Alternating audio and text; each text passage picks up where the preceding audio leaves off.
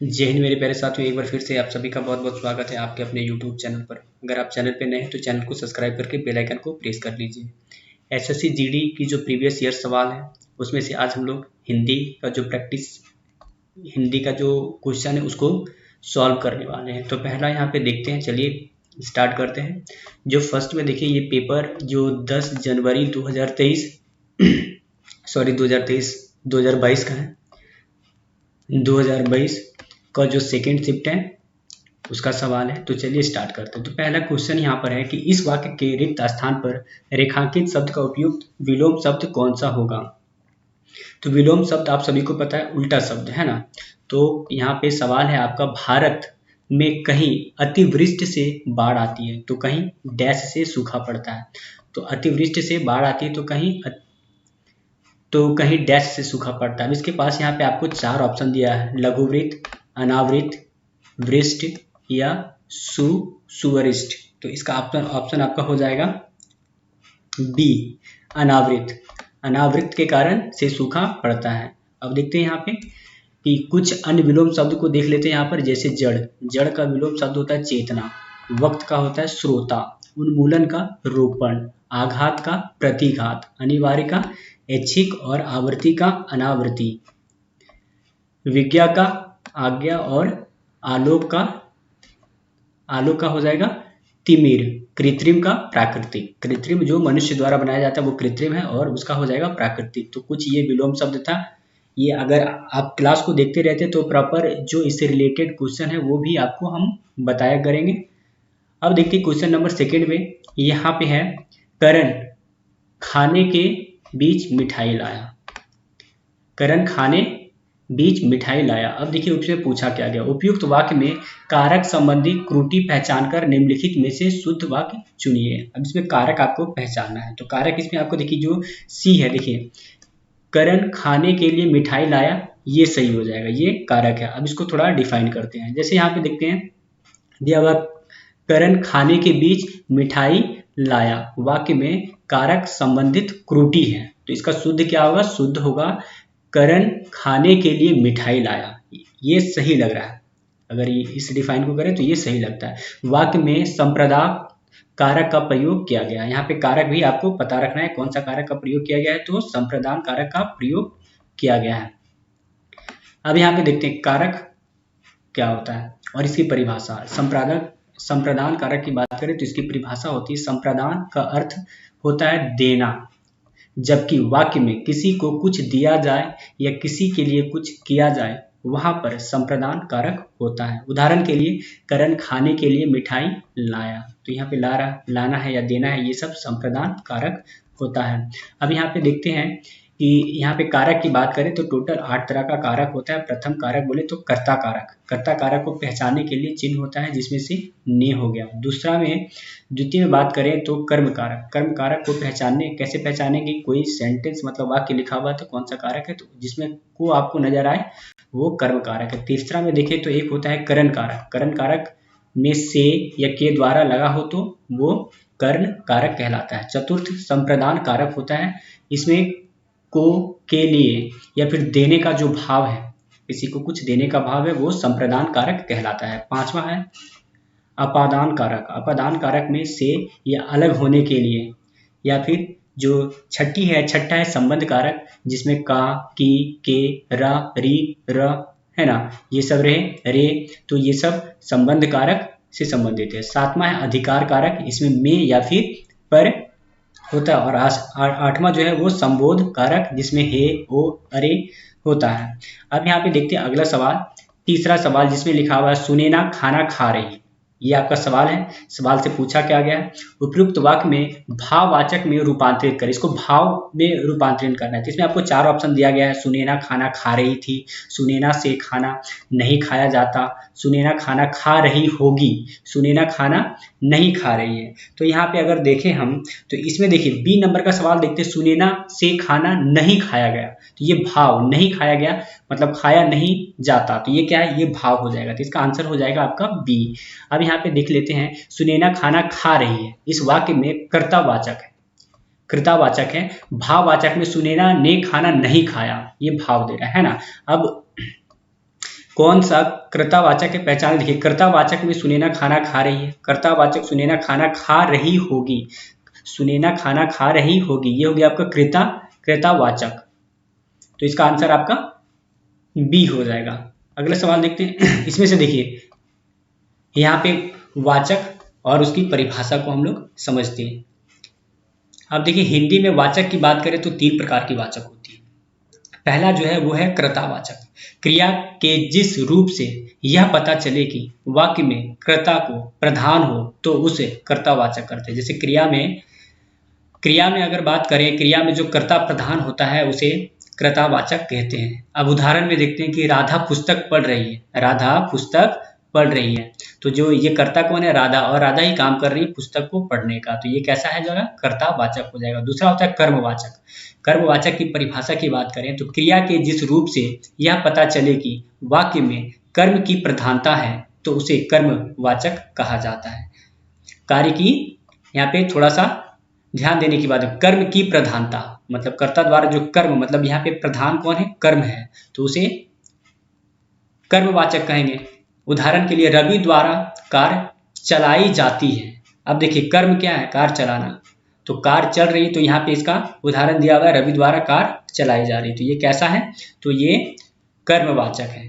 तीसरा जो है, तीसरा वाचक की बात करें तो तीसरा वाचक है भाववाचक।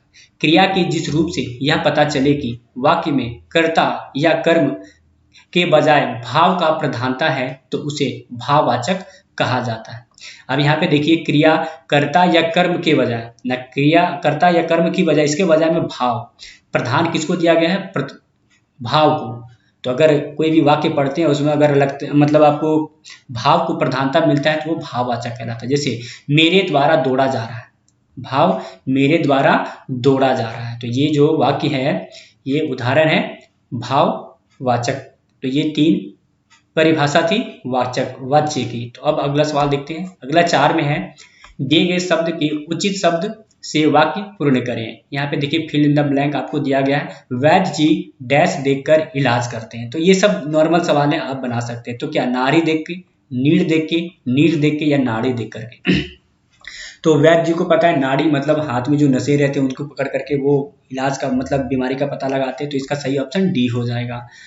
अब यहाँ देखिए नाड़ी का अर्थ होता है रक्त वाहिनी मतलब सिराएं या फिर नली। अन्य विकल्प दिए गए हैं जैसे अगर, और जैसे नारी का अर्थ होता है गुण प्रधान स्त्री या फिर महिला। नीड़ का अर्थ होता है चिड़ियों के बैठने का स्थान, उसको नीड़ बोलते हैं। ये सब जो इम्पोर्टेंट पॉइंट है ये सब आप याद रखिएगा। अब जब वीडियो को 1 बार 2 बार जब देखिएगा, अभी जितना भी प्रैक्टिस सेट है प्रीवियस ईयर का अगर वो आप देखते रहिएगा तो आपको हिंदी में कम से कम अच्छा स्कोर आप कर पाइएगा। उसके बाद नीर का अर्थ होता है पानी अर्थात जल। अब यहाँ पे क्वेश्चन नंबर 5 देखते हैं। तो यहाँ पे है टिप्स भिड़ाना मुहावरे का अर्थ क्या होता है। टिप्स भिड़ाना मुहावरा है, इसका अर्थ क्या होता है, तो इसका अर्थ होता है सिफारिश करना। अब यहाँ पे देखते हैं कुछ मुहावरे और उसका प्रयोग। जैसे युक्ति लगाना या फिर तरकीब लगाना, इसका अर्थ होता है अकल लगाना। वाक्य में प्रयोग कैसे करें इसका, है ना। देखिए वाक्य कैसे लिखा हुआ, जब अनेक वैज्ञानिक ने अपनी अकल लगाई तब जाकर आज हम ऑनलाइन शिक्षा लेने में सक्षम हो रहे हैं। तो अकल लगाना, युक्ति, ये सब मुहावरे हैं और उसका अर्थ है, और ये अर्थ का देखिए यहाँ पे प्रयोग किया गया है। अगला है आग लगाना। आग लगाना का मतलब तो लोगों को आपस में लड़वाना। इसका वाक्य कैसे बनाएं, तो यहाँ पे देखिए वाक्य बना हुआ, राम ने श्याम से मोहन की शिकायत करके दोनों की आपस में लड़ाई करवा दी, है ना। तो ये आग लगवाने का काम कौन किया, मोहन ने किया, है ना। राम ने श्याम से, और राम ने किया, सॉरी। अब देखते हैं अगला सवाल।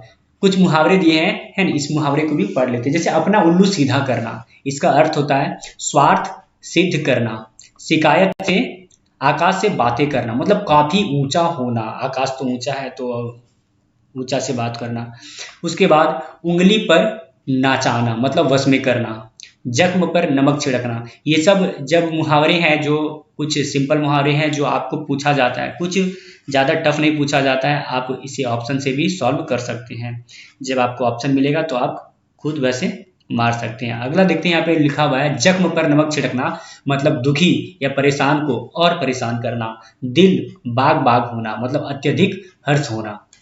अगला सवाल है यहाँ पे देखिए, इधर मुहावरे, और मुहावरा होता क्या है। यहाँ पे देखिए मुहावरे का शाब्दिक अर्थ होता है अभ्यास। मुहावरा शब्द अरबी भाषा का शब्द है। हिंदी में ऐसे वाक्यांश को मुहावरा कहा जाता है जो अपने साधारण अर्थ को छोड़कर विशेष अर्थ को व्यक्त करता है। यहाँ पे देखिए उदाहरण के लिए, अपनी खिचड़ी अलग पकाना, मतलब अपनी खिचड़ी अलग पकाना का अर्थ है सबसे पृथक काम करना। वाक्य प्रयोग, वह अपनी खिचड़ी, इसका वाक्य में कैसे प्रयोग होगा, वह अपनी खिचड़ी अलग पकाता है। अगला सवाल है, निम्नलिखित वाक्य में किस खंड में अशुद्धि है। इसमें आपको अशुद्धि खोजना है। तो यहाँ पे देखिए, गौतम बुद्ध ने पाली भाषा में उपदेश दिया। इसमें से एक है जो गलत लिखा हुआ है, बस इसमें से अशुद्धि खोजना आपको, अशुद्धि को। तो यहाँ पे देखिए भाषा, उपदेश दिया, पाली, गौतम बुद्ध ने पाली भाषा में उपदेश दिया। तो इसका आपका जो आंसर है वो आंसर हो जाएगा आपका डी, पाली, है ना। वो पाली नहीं होता है। जैसे यहाँ पे देखिए पाली अगर लिखें तो यहाँ पे पाली, यहाँ पे ई की जो है वो ई की मात्रा बड़ी नहीं छोटी हो जाएगा, है ना यहाँ पे। तो वाक्य में इस तरह से पाली लिखा जाता है। तो ये आपका आंसर सही होगा। इस तरह से अगर लिखे पाली तो सही, जो कि यहाँ पे नहीं लिखा हुआ है। अब यहाँ पे देखते हैं अशुद्ध शब्द को शुद्ध। यहाँ पे देखिए महत्व, ये अगर आप लिखने, अगर आप हिंदी लिखते हैं तो आपको तुरंत वहां पे कौन सा अशुद्ध है उसको शुद्ध में आप पकड़ लीजिएगा। तो महत्व इस तरह से ना लिख करके महत्व इस तरह से लिखते हैं। यहाँ पे देखते तो में रा का यहाँ दिया हुआ उज्जवल, उज्जवल ऐसे ना लिख करके यहाँ पे डबल ज नहीं, दोनों में आधा आधा जा होता है। फिर कावित्री, कावित्री को क वी ना दे करके वित्री, कवित्री कहते हैं। और रसायन को इस तरह से रसायन ना लिख करके मूर्धन्य ना देते हैं, सिर्फ न देते हैं। यहाँ पे देखो वर्तनी, वर्तनी है क्या, किसी शब्द में आए हुए अक्षर को मात्राओं सहित कहने या लिखने की रीति को वर्तनी कहते हैं। वर्तनी का संबंध उच्चारण से होता है। अब जिसे उच्चारण करते हैं, बस वर्तनी का संबंध उच्चारण की। यह अशुद्ध आपका गलत लिखा हुआ है, आपको वो सही फॉर्म में करना रहता है। क्वेश्चन नंबर 7 देखते हैं, वाक्य में रेखांकित अंश के लिए उचित मुहावरे दिए गए हैं, विकल्प में से चुनिए। अब देखिए, तुम किस काम के हो, तुम किस काम के हो। अब यहाँ पर देखिए इसका मुहावरा चुनना है आपको। तो मुहावरा क्या, पहले हम देखो, कोड में खाज, किस मर्ज की दवा, कोल्हू का बेल, कप मंडप। तो यहाँ पे आप यहाँ पर अगर देखते हैं तो किस मर्ज की दवा, है ना। तुम किस काम के हो, मतलब काम मतलब क्या, काम में, तो इसका हो जाएगा किस मर्ज की दवा। ऑप्शन नंबर बी आपका सही है। अब यहाँ पर देखिए मुहावरा किस मर्ज की दवा, इसका अर्थ होता है किस काम का। वाक्य में देखिए इसका वाक्य में प्रयोग किया गया है कि डॉक्टर होकर भी अगर तुम मरीज की बुखार नहीं उतार सकते हो तो फिर तुम किस मर्ज की दवा हो। ऐसे मुहावरा हम लोग वाक्य में प्रयोग करते हैं। कुछ मुहावरे और उनका अर्थ और फिर वाक्य का प्रयोग देखेंगे। तो सबसे पहले है कोढ़ में खाज। कोढ़ में खाज का अर्थ होता है संकट पर संकट होना। वाक्य में देखते हैं, यहाँ पे वाक्य में प्रयोग करके, रामू को तो कोढ़ में खाज हो गई। पहले वाक्य फेल हो गया, फिर बीमार पड़ गया। तो यहाँ पे हम लोग इस मुहावरे का प्रयोग किए हैं। फिर दूसरा में यहाँ पे देखिए दिखा कोल्हू का बेल। कोल्हू का बेल मतलब होता है कठिन परिश्रम करने वाला। इसका वाक्य में प्रयोग, किसान खेती में कोल्हू का बेल के समान काम करता है। फिर तीसरा जो ऑप्शन है कुप मंडुक। तो इसका अर्थ होता है सीमित ज्ञान, सीमित ज्ञान या सीमित अनुभव होना। तो इसमें जैसे स्कूल की आधी अधूरी शिक्षा ने हमें कुडु मंडप, कुप मंडप बना दिया। ठीक है, तो ये सब मुहावरे आप याद रखिएगा, आपको एग्जाम में पूछेंगे तो आप इसका जवाब दे पाइएगा।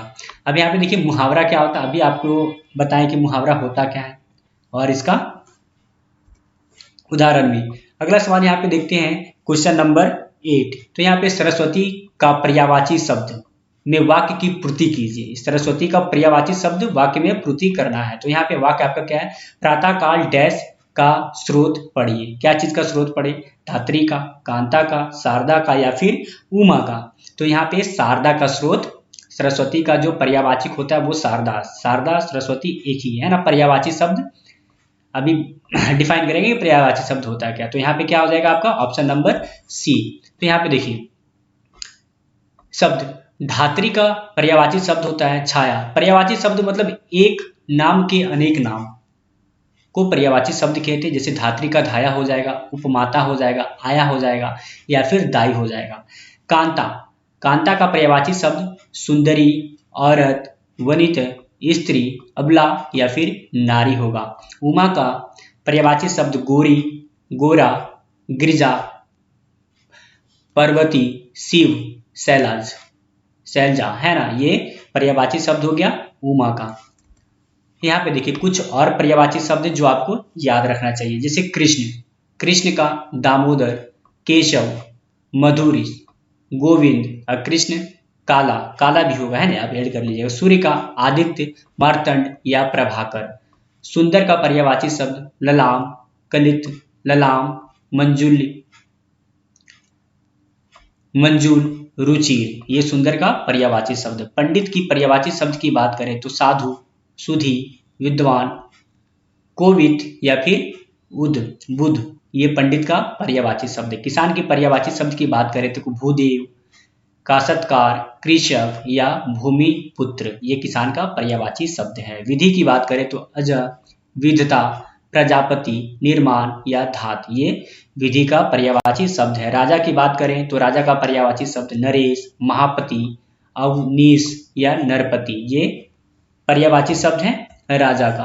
आप देखिए शब्द और परिभाषा उदाहरण देखते हैं तो पर्यायवाची शब्द या फिर इसको समान अर्थ शब्द भी कहते हैं। देखिए जिन शब्द से समान अथवा आंशिक समान अर्थ का बोध होता है उसे पर्यायवाची शब्द कहते हैं। पर्यायवाची शब्द का अर्थ है समानार्थी, मतलब एक नाम को अलग अलग तरीका से लिखते हैं लेकिन वो मतलब एक ही निकलता है। शब्द को भी कहा जाता है, समानार्थी शब्द को भी कहा जाता है। जैसे यमुना, गर्जन, रविज, सूर्योदय, ये हो गया यमुना का पर्यायवाची शब्द। वहीं दूध का देखें तो अमृत, क्षीर, गोरस, ये सब अमृत का, दूध का पर्यायवाची शब्द है। क्वेश्चन नंबर 9, क्वेश्चन नंबर 9 में निम्नलिखित वाक्यों में किस खंड में त्रुटि है। यहाँ पे एक गलत लिखा हुआ है, अब किसमें त्रुटि है वो त्रुटि को आपको खोजना है। जिसमें लिखा जीवन और साहित्य का घोर संबंध है, जीवन और साहित्य का घोर संबंध है। तो देखिए जीवन और साहित्य का घोर, घोर की बात करें तो ये घोर ऐसे नहीं लिखा गया ना, ये घोर गलत है। अगर यहाँ पे देखो घोर के जगह पे यहाँ पे घोर शब्द का स्थान पर घनिष्ठ शब्द होगा। घोर मतलब अगर जीवन और साहित्य में घोर संबंध कैसे हो सकता है ना, घनिष्ठ संबंध होता है। तो यहाँ पे ऑप्शन आपका ये बी हो जाएगा। घनिष्ठ का अर्थ क्या होता है? जिसका साथ अत्यधिक मित्रता का संबंध हो वह घनिष्ठ कहलाता है ना। तो अत्यधिक जीवन और साहित्य का संबंध ये घनिष्ठ संबंध है। अब और विकल्प देख लेते हैं, जो और विकल्प यहाँ पे दिया हुआ है।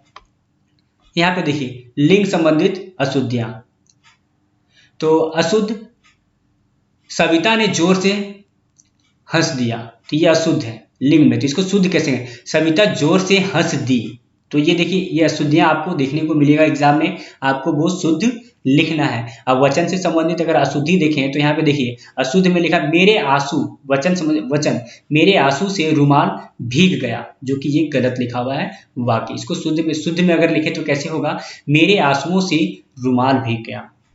वही कारक संबंधित अशुद्धियां देखें तो अशुद्धियां सब से नमस्ते, सबसे नमस्ते नहीं होता है। यहाँ पे स्व कारक, अभी हम पीछे आपको पढ़ाएं कि कारक क्या है। तो यहाँ पे देखिए शुद्ध, यहाँ पे आपका होगा सबको नमस्ते। कभी आपने कहा है कि सबसे नमस्ते? ऐसा नहीं है, ये अशुद्ध है सबको नमस्ते।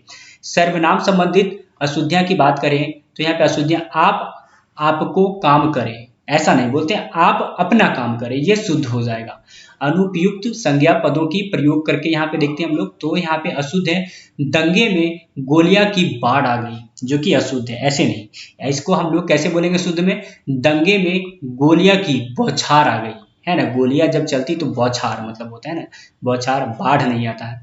तो यहाँ पे देखिए विशेष संबंधित, अब विशेषण संबंधित अशुद्धि की बात करें तो यहाँ पे अशुद्धि आ गया मुझे बड़ी भूख लगी है, तो ऐसे नहीं बोलते ना मुझे बड़ी भूख लगी, नहीं मुझे बहुत भूख लगी। बड़ी भूख कैसे? तो बहुत भूख लगती है, मुझे बहुत भूख लगी है, पेट में चूहा कूदना, है ना, ये सब इसका विलोम शब्द है। अब यहाँ पे देखिए क्रिया संबंधित अशुद्धियां, तो अशुद्धियां है मैं दर्शन देने आया हूँ, ऐसा नहीं मैं दर्शन देने आया ना हूँ, मैं दर्शन करने आया हूँ।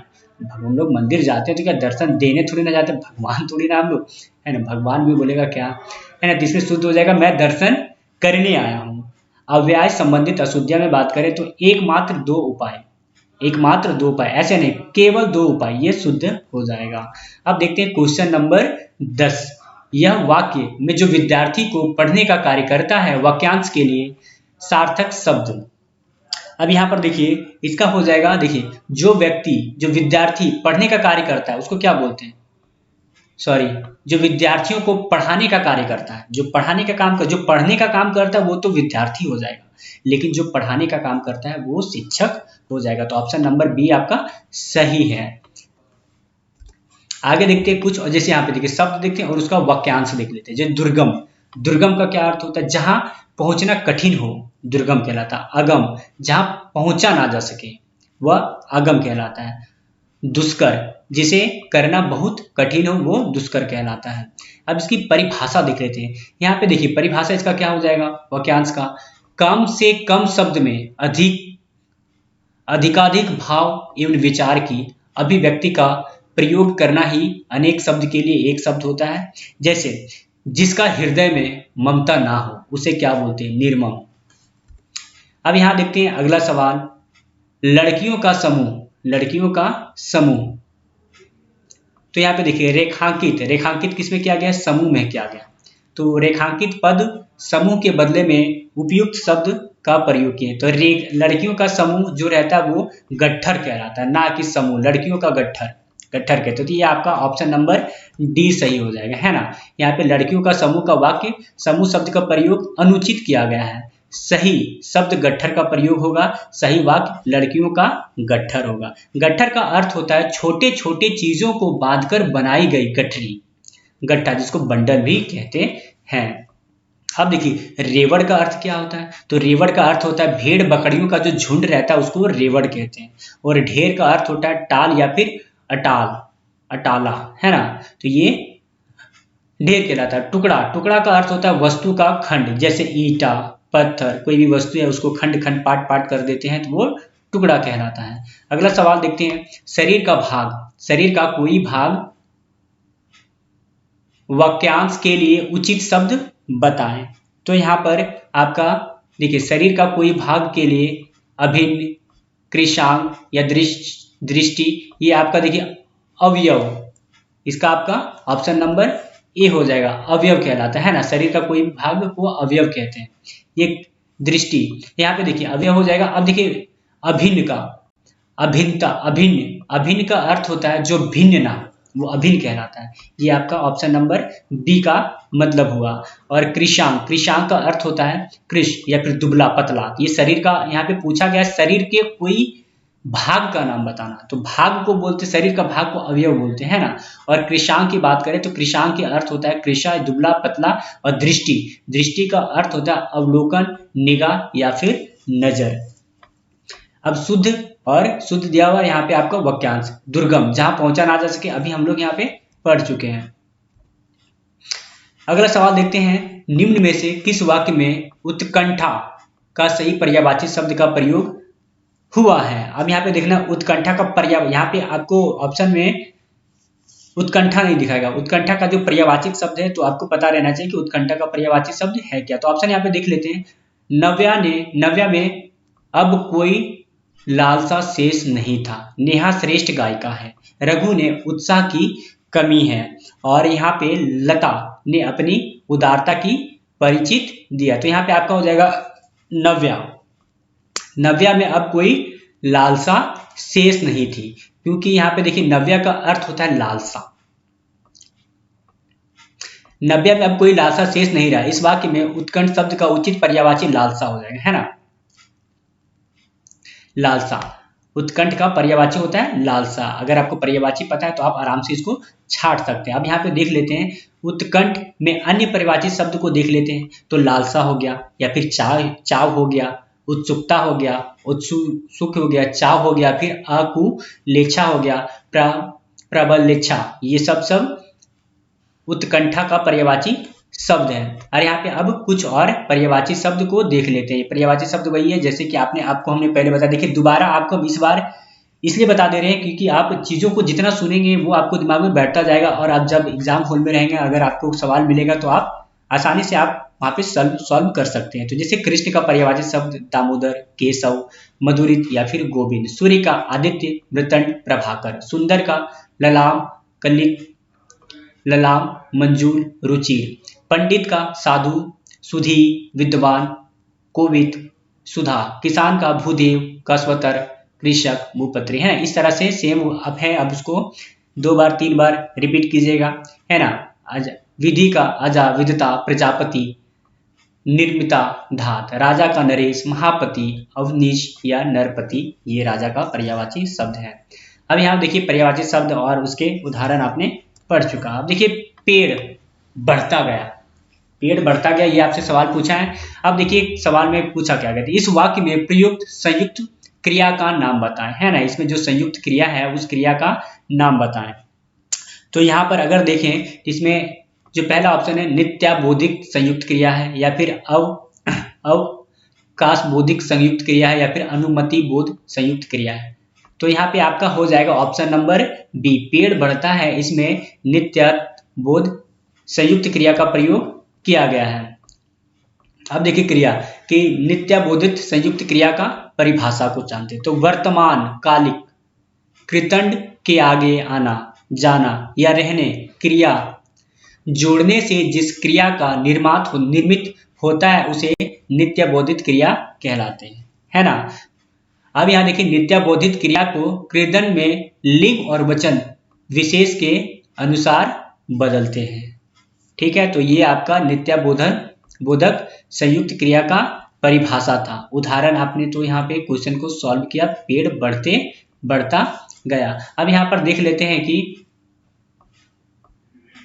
थोड़ा ये ढक गया ना, अवकाश संबोधक संयुक्त क्रिया क्या है। आप यहाँ पे देखिएगा कि आपको प्रीवियस ईयर में, ये तो आज का पहला सेट है, लेकिन जैसे जैसे आप हर दिन का सेट कंप्लीट करते जाइएगा तैसे देखिएगा चीज कितना बार एसएससी जीडी में रिपीट हुआ है और फिर से रिपीट होने वाला है। यही सब चीज फिर से रिपीट होने वाला है। अगर आप प्रीवियस ईयर को पूरा कर लेते हैं तो आप समझ लीजिए कि आप हिंदी में नंबर आपका नहीं छूटने वाला है।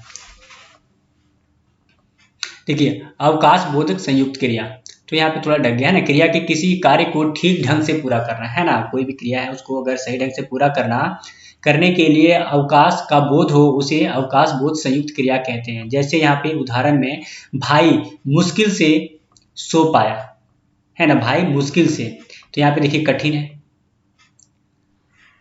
संयुक्त क्रिया करा है ना। उसके बाद एक होता है अनुमति बोधक संयुक्त क्रिया। तो अनुमति बोधक संयुक्त क्रिया क्या है, तो जिस संयुक्त क्रिया में कार्य करने की अनुमति दिया जाने का बोध हो उसे, जिस संयुक्त क्रिया में कार्य करने की अनुमति दिया जाना, कि मतलब कार्य करने की अनुमति दिया जा रहा है, वो क्या हो गया, अनुमति बोधक संयुक्त क्रिया। जैसे यहाँ पे उदाहरण में देखिए मुझे मंदिर जाने दो, है ना, यहाँ पे क्या कर रहा है, अनुमति मांग रहा है।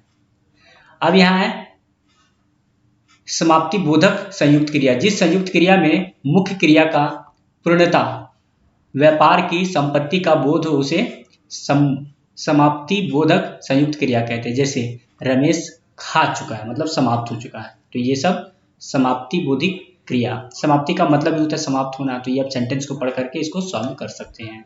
अब क्वेश्चन नंबर 15 को देख लेते हैं। निम्नलिखित वाक्यांश के लिए उपयुक्त सार्थक शब्द, जैसे जो कहा ना जा सके, जो कहा ना जा सके उसे क्या कहते हैं, बहुत ही आसान है, अकथ्य। जिसे कहा ना जा सके अकथ्य, ऑप्शन नंबर सी आपका सही हो जाएगा। जो कहा ना जा सके वाक्यांश के लिए शुद्ध अकथ्य है अनविकल्प। जैसे कहना का उच्चारण कारण, और कथन का मतलब बात या उक्ति। अब यहाँ पर देखिए क्वेश्चन नंबर 16 क्वेश्चन नंबर जो है वो यहाँ पर आप थोड़ा ध्यान दीजिएगा। जो 16 से लेकर 20 तक क्वेश्चन है वो आपको यहाँ पे भरना है, फिल इन द ब्लैंक। इसको आप पढ़ते जाइए और इसको भरते जाइए। आपको ये ऑप्शन इसमें बहुत ज़्यादा हेल्प करने वाला, तो यहाँ पे ऑप्शन आपको हम दे दे रहे हैं, है ना। तो पहला में है कि मैत्री भाव सकारात्मक तथा डैश वर्ग में गिना जाता है। तो यहाँ पे देखिए मैत्री जो है वो, मैत्री का जो भाव है सकारात्मक तथा डैश नकारात्मक में, निम्न में, मध्य में या फिर उच्च में। तो यहाँ पे देखिए, तो देखिए यहाँ पे आपका उच्च हो जाएगा, क्या हो जाएगा, उच्च। ऑप्शन आपका सही होने वाला है कि मैत्री भाव सकारात्मक तथा डैश वर्ग में गिनी जाती है, उच्च वर्ग में गिनी जाती है। अब जैसे निम्न वर्ग, तो मैत्री अगर मित्रता है, अगर आपको भाव है तो आपको वो निम्न वर्ग में तो आप नहीं गिनेंगे उसको, है ना, उच्च वर्ग में, या फिर नकारात्मक मित्रता मतलब नेगेटिविटी में भी उसको आप, या फिर मध्यम वर्ग, हमेशा आप उच्च वर्ग में ही लेंगे। तो इसका ऑप्शन नंबर डी सही हो जाएगा। यहाँ पे आप अगला सवाल देख लेते हैं, सवाल नंबर 17। 17 मतलब ये आपने एक भर दिया, आपको फिर आगे पढ़ना है, और फिर यहाँ पे जो 2 लिखा हुआ है ये 2 में क्या होगा, ये क्वेश्चन नंबर आपका 17 है। तो इसका ऑप्शन हम देख लेते हैं कि इसका ऑप्शन क्या है।